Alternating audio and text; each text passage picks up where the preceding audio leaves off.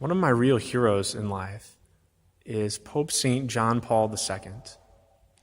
What's so remarkable about him is something that not a lot of people know about him. A lot of people know he was a pope for a long time, that he wrote a lot of great things, that he traveled and held all kinds of huge masses and events with millions of people. But not many people know that when he was 9 years old, his mother died. And a few years later, his older brother, his only sibling, died. He was a doctor who was caring for people during an outbreak of a disease, of a sickness. And then only about a decade later, his father died.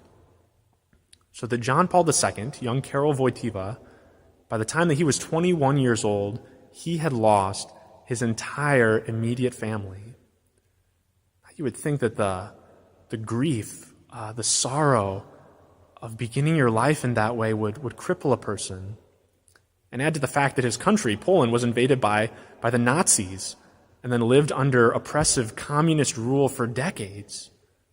You would think that kind of suffering, of darkness, would break your spirit. And yet Pope John Paul II would emerge as one of the greatest lights, one of the greatest beacons of hope that our world had ever seen.